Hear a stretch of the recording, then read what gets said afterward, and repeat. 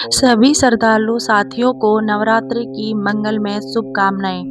शैलपुत्री माता का पूजन नवरात्रि के पहले दिन किया जाता है। यह नव दुर्गा का पहला स्वरूप है।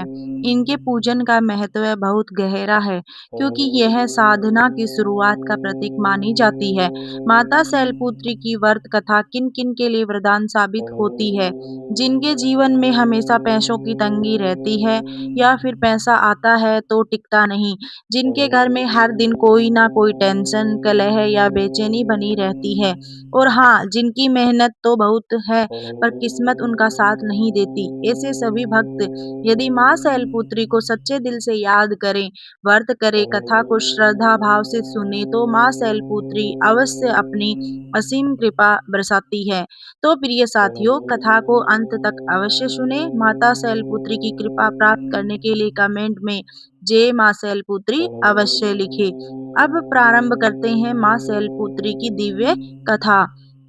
बहुत समय पहले की बात है। भारतवर्ष के एक छोटे से गांव, जिसका नाम शांतिपुर था। शांतिपुर के गांव में एक माधव नाम का श्रद्धालु निवास करता था। शांतिपुर बेसिक नाम का शांतिपुर था, पर माधव के जीवन में शांति का नामो निशान तक न था। उसका घर एक जीर्ण सी झोपड़ी थी, जिसकी छत बारिश में टपकती, सर्दियों में हवा का सामना ना कर पाती। माधव एक खेतीहर मजदूर था, जिसकी कमाई इतनी कम थी कि 2 वक्त की रोटी भी मुश्किल से मिल पाती थी। उसकी बूढ़ी माँ, जो हमेशा से बीमार रहती, और 2 छोटे बच्चे, जिनकी आंखों में हमेशा भूख और मासूमियत का मिला-जुला भाव रहता था, उसका संसार थे। माधव का जीवन कष्टों से भरा था, मानो हर सुबह एक नई चुनौती लेकर आती हो, हर शाम एक नई चिंता छोड़ जाती हो। परंतु इन सब के बावजूद माधव के हृदय में एक अखंड ज्योति जल रही थी, उसके अटूट विश्वास की ज्योति। वह परम माँ भगवती का अनन्य भक्त था। उसे दृढ़ विश्वास था कि एक दिन उसकी माँ अपने बच्चों पर अवश्य दया करेगी। इस साल जब नवरात्रि का पावन पर्व समीप आया, तो माधव ने एक कठोर निर्णय लिया। उसने अपनी पत्नी राधा से कहा, राधा, इस बार मैं माँ शैलपुत्री के 9 दिनों का अखंड उपवास रखूंगा। राधा, जिसका चेहरा स्वयं कष्टों की एक लंबी कथा कहता था, चिंतित हो उठी। परंतु स्वामी, आपके शरीर में पहले ही कितनी दुर्बलता है। आप दिन भर खेतों में काम करते हैं, जो थोड़ा बहुत भोजन मिलता है उससे भी आपका पेट नहीं भरता। यह 9 दिन का उपवास क्या आप सह पाएंगे? उसकी आंखों में दया और भय का मिश्रण था। माधव ने एक गहरी सांस ली। राधा, मेरे हृदय में अब और कष्ट सहने की शक्ति नहीं बची है। माँ की बीमारी बढ़ती जा रही है, बच्चों का पेट भूखा है, और हमारे हालात दिन प्रतिदिन बदतर होते जा रहे हैं। मुझे अब केवल माँ पर ही भरोसा है। मेरी माँ शैलपुत्री ही अब हमारी एकमात्र आशा है। उसकी आवाज में एक दृढ़ संकल्प था, एक ऐसा भाव जो शब्दों से परे था। वह जानता था कि कितना कठिन होगा, लेकिन उसके पास कोई और रास्ता नहीं था। उसके हृदय में अपार कष्ट था, जिसे वह किसी और को बयां नहीं कर सकता था, सिवाय अपनी माँ भगवती के। नवरात्रि का पहला दिन आया। वातावरण में एक दिव्य ऊर्जा का संचार हुआ। सुबह-सुबह माधव ने माँ शैलपुत्री की चौकी स्थापित की, एक छोटा-सा दिया जलाया और अपनी टूटी-फूटी आवाज में आरती गाई। पहला दिन सामान्य रहा, भूख की हल्की चुभन थी, पर माधव ने उसे अपनी निष्ठा से ढक दिया। उधर कैलाश पर्वत की ऊंची चोटियों पर माता शैलपुत्री अपने दिव्य लोक में विराजमान थी। वह सब कुछ देख रही थी। उनकी दृष्टि त्रिकाल दृष्टि दृषि थी, और माधव का छोटा सा गांव, उसकी झोपड़ी और उसका अनवरत संघर्ष सब उनकी आंखों के सामने था। माधव की सच्ची भक्ति, उसका अडिग विश्वास माँ के हृदय को स्पर्श कर गया। उन्होंने मन ही मन मुस्कुराया, इस भक्त की परीक्षा अवश्य होगी, ताकि इसकी निष्ठा संसार के लिए एक उदाहरण बन सके। परंतु उन्हें यह भी पता था कि परीक्षा कितनी कठिन होने वाली है। दूसरा और तीसरा दिन बीत गया। माधव शरीर से दुर्बलता बढ़ने लगी। उसके पेट में भूख की आग तेज हो गई, लेकिन वह अपने होठों पर राम नाम का जाप और माँ का स्मरण बनाए रखता। था, काम पर जाना उसके लिए लगभग असंभव हो गया था। फिर भी खेतों में काम जाता, उसके परिवार को कम से कम मजदूरी मिल सके। उसका शरीर काँप रहा था, पर उसकी आत्मा अटल थी। चौथे दिन सबसे पहला कष्ट सामने आया, उसकी बूढ़ी माँ की साँसें अचानक तेज हो गई, उन्हें तेज बुखार चढ़ गया। राधा घबरा गई। गाँव का वैद्य आया और उसने सिर हिलाकर कहा, "माधव, इनकी स्थिति बहुत नाजुक है, इन्हें अच्छी दवाइयों की ज़रूरत है। जो गाँव में नहीं मिलेगी, शहर से मंगवानी होंगी। वह बहुत महँगी आएगी।" यह सुनकर माधव के ऊपर मानो वज्रपात हुआ। पैसों का तो नामो-निशान भी नहीं था। उसके दिल में एक भयानक दर्द उठने लगा और एक माँ का उपवास, दूसरी ओर माँ की बिगड़ती हालत। हृदय में अपार कष्ट था जिसे वह किसी को बता नहीं सकता था। वह बस माँ शैलपुत्री की तस्वीर के सामने बैठ गया और रोने लगा। "हे माँ, यह कैसी परीक्षा है? मेरी माँ को बचाओ माँ।" माता शैलपुत्री अपने लोक में यह सब देख रही थी। माधव की आँखों से बहते आँसू, उसकी पीड़ा, उसके बच्चों की मासूम भूख, यह सब देखकर कभी-कभी उसकी आँखों से देखते हुए आँखों में पानी आ जाता था। उसका हृदय माँ का था, वह कैसे अपने बच्चों को इतना कष्ट में देख सकती थी, पर उन्हें विधि के बंधन में बाँधना था। एक सच्चे भक्त को उसकी चरम सीमा तक परखना ही था, ताकि उसकी तपस्या का मोल स्थापित हो सके। उनका दिल कठोर हो चुका था। यह कठोरता सिर्फ परीक्षा की नियति के कारण थी। भीतर ही भीतर उनकी ममता प्रबल थी। माता शैलपुत्री विधि के बंधन में बंधा हुआ थी और वह जानती थी कि सब एक महान उद्देश्य था। 5वें और छठे दिन विपदाएं एक के बाद एक दिन टूट पड़ी। गांव में अचानक सूखा पड़ गया। माधव जिस खेत में मजदूरी करता था, वहां का मालिक कहने लगा कि अब काम नहीं मिलेगा, क्योंकि फसलें सूख गई हैं। माधव और राधा के पास जो थोड़ा अनाज बचा वह खत्म होने लगा। बच्चे भूख से बिलखते और माधव उन्हें दिलासा देने की कोशिश करता, पर उसके खुद के पेट में आग लगी होती थी। वह पानी पीकर दिन गुजार रहा था। उसकी टांगों में इतनी कमजोरी आ गई थी कि मुश्किल से चल भी नहीं पाता था। उसे देखकर चेतावनी देने लगे, "माधव, यह उपवास छोड़ दो। पहले अपने परिवार को देखो, माँ की जान बचाओ, भगवान ऐसे कष्ट नहीं देते।" एक पड़ोसी ने आकर कहा, "माधव, तुम क्या कर रहे हो? देवी देवता तो तभी प्रसन्न होते हैं जब हम अपना कर्तव्य निभाएं। तुम्हारी माँ बीमार है, बच्चे भूखे हैं और तुम यहाँ तपस्या में लीन हो। यह कैसी भक्ति है?" यह शब्द माधव के हृदय को चीर गए। उसने किसी से बहस नहीं की, बस नम आंखों से अपनी माँ की तस्वीर देखी और अपने मन में कहा, "माँ, यह लोग नहीं जानते मेरा कर्तव्य सिर्फ तुम्हारे चरणों में है। मेरा कर्तव्य तुम्हारी पुकार सुनना है।" 7वां और 8वां दिन माधव के जीवन के सबसे कठिन दिन थे। उसकी माँ की हालत इतनी बिगड़ चुकी थी कि उन्हें बोलना भी बंद कर दिया था। राधा ने रोते हुए माधव से कहा, "स्वामी, माँ शायद हमें छोड़कर जा रही है। कुछ तो करो, हमें उपवास तोड़ना ही होगा, हमें शहर जाना ही होगा।" माधव का हृदय टुकड़े-टुकड़े हो रहा था। ये अपार कष्ट था, जिसके सामने मृत्यु भी फीकी पड़ रही थी। एक तरफ माँ का उपवास, दूसरी तरफ जन्म देने वाली माँ की मृत्युशैया। वह जानता था कि एक निवाला खाने से उसकी माँ को कोई जादू से ठीक नहीं कर देगा, लेकिन राधा की मासूम आशा से विचलित कर रही थी। उसने अपने शरीर को घसीटते हुए माँ के पास जाकर बैठ गया। माँ का शरीर ठंडा पड़ रहा था। माधव की आंखों से अश्रु अविरल धारा बह रही थी। उसने माँ का हाथ अपने हाथों में ले लिया।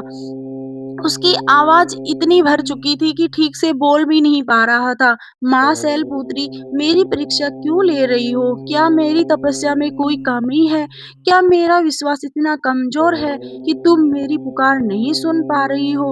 उसे लगा कि उसकी आत्मा चीख रही है, शरीर जवाब दे रहा था, मन हार मान रहा था। भूख, प्यास, चिंता, ग्लानि सब मिलकर उसे निगलने को तैयार थे। उसके बच्चों की उदास आँखें, पत्नी का रोता चेहरा, माँ की अंतिम साँसें, यह सब एक-एक उसे तोड़ रहा था। यह मनुष्य का सबसे बड़ा दुर्भाग्य है, जब उनके पास कुछ नहीं बचता सिवाय टूटते विश्वास के धागे के। माधव एक क्षण के लिए लड़खड़ाया। उसका मन हुआ कि सब कुछ छोड़ दे, उपवास तोड़ दे और अपनी अंतिम शक्ति से अपनी माँ के लिए कुछ करे। पर उसे याद आया, उसकी माँ ने तो उसे बचपन से ही बताया था, "बेटा, जब सब द्वार बंद हो जाए तो केवल ईश्वर का द्वार खुला रहता है। उसने अपनी अंतिम शक्ति बटोरी और माँ शैलपुत्री की तस्वीर के सामने आकर बैठ गया।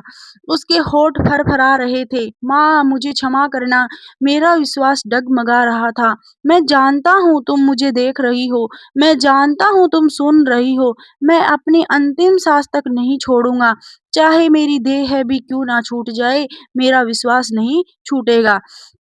उसकी आँखों से एक अजीब-सी चमक थी, दर्द की नहीं बल्कि एक अदम्य निष्ठा की।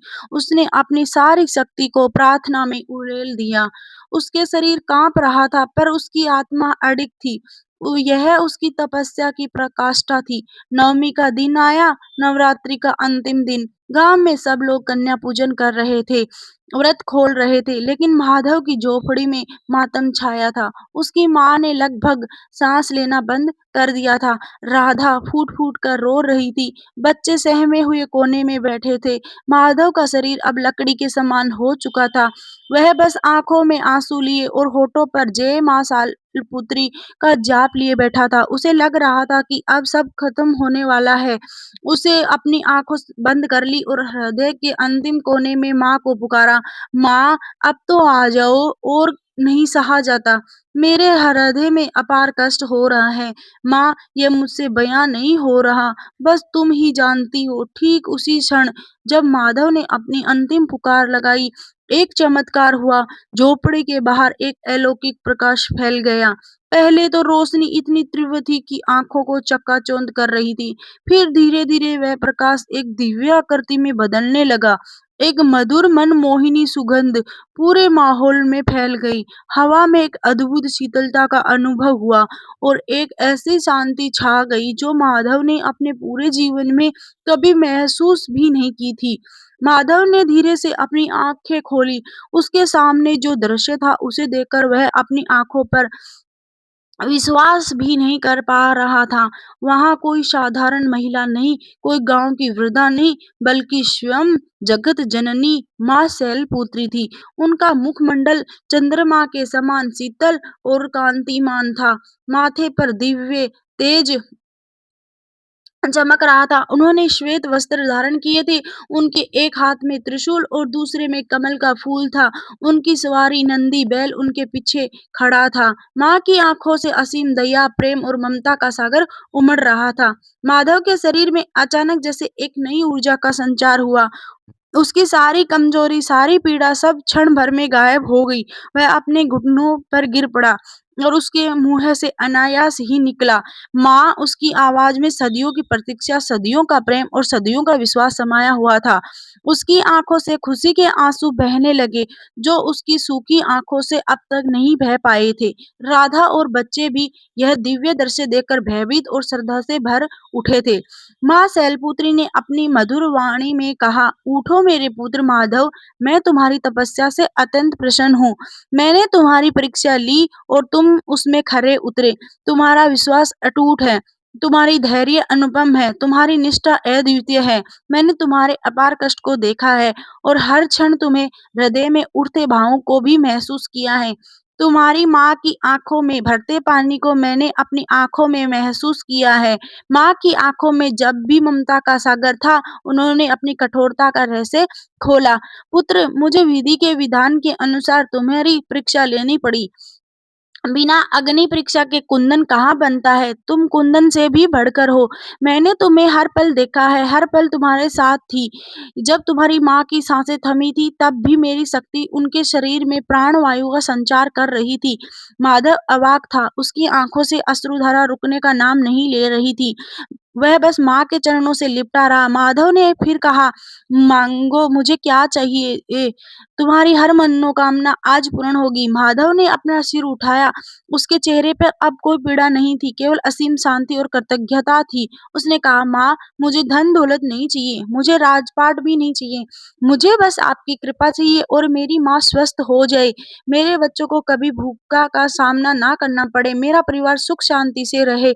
हाँ माँ, इस संसार में जितने भी मनुष्य अपने कष्टों से जूझ रहे हैं, उन सब पर आपकी कृपा दृष्टि बनाए रखना और विश्वास, धैर्य और निष्ठा का महत्व पता चले, ताकि वे अपने जीवन में सुख प्राप्त कर सके।" उसकी आवाज में मनुष्य का कल्याण नहीं था। माँ शैलपुत्री मुस्कुराई। तथास्तु मेरे पुत्र, तुम्हारी हर मनोकामना पूर्ण होगी। तुम्हारी माँ पूर्ण रूप से स्वस्थ हो जाएगी। घर में सदैव सुख समृद्धि का वास होगा और जो तुमने जग कल्याण की बात कही वह तुम्हारी सबसे बड़ी भक्ति है। तुम्हारी यह कथा युगों युगों तक मनुष्यों का मार्गदर्शन करेगी, उन्हें विश्वास, धैर्य और निष्ठा का महत्व सिखाएगी। जैसे ही माँ ने यह शब्द कहे, माधव की माँ ने अपनी आंखें खोली। उनके चेहरे पर एक नई चमक थी, जैसे वह कभी बीमार थी ही नहीं। उन्होंने उठकर माधव को गले लगा लिया और कहा, मेरे बच्चे, मुझे लग रहा था कि मैं मर चुकी हूँ, पर अब मैं बिल्कुल ठीक महसूस कर रही हूँ। यह सब माँ की कृपा है। बच्चों के चेहरे पर भी मुस्कान लौट आई। उन्होंने देखा कि उनकी दादी उठकर बैठ गई है। माँ शैलपुत्री ने माधव और उसके परिवार को आशीर्वाद दिया और धीरे-धीरे दिव्य प्रकाश में विलीन हो गई। उस दिन से माधव का जीवन पूरी तरह बदल गया। उसकी माँ पूर्ण तरह से स्वस्थ हो गई, कई सालों तक जीवित रही। उनके खेत हरे-भरे हो गए। माधव का परिवार कभी भूखा नहीं सोया। माधव ने अपने गाँव में एक छोटा-सा मंदिर बनवाया, जहाँ हर नवरात्रि पर माँ शैलपुत्री की कथा सुनाता। उनकी कथा सुनकर दूर-दूर से लोग आते और उनकी आँखों में भी माधव के जैसे ही आंसू उमड़ आते। भाव और श्रद्धा के आंसू। माधव की कथा विश्वास, धैर्य और निष्ठा की अमर गाथा बन गई।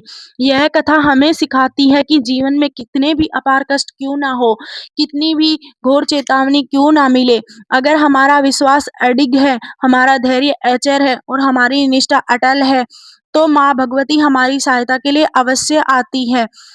मनुष्य को भाव को समझती है। माधव की तपस्या ने यह सिद्ध कर दिया कि ईश्वर परीक्षा लेते हैं, पर अंत में अपने भक्तों पर असीम कृपा भी करते हैं और उनकी हर मनोकामना पूर्ण करते हैं।